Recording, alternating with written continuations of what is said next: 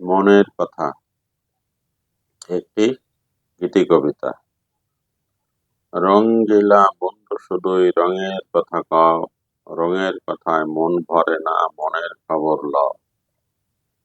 ভালোবাসা হয় না শুধু চোখের পিপাসায়, মন দিয়ে মন নিলে সে ভালোবাসা পায়। মনের চোখে দেখো বন্ধু মনের কথা কও, রঙিলা বন্ধু শুধুই রঙের কথা কও, রঙের কথায় মন ভরে না, মনের খবর লও।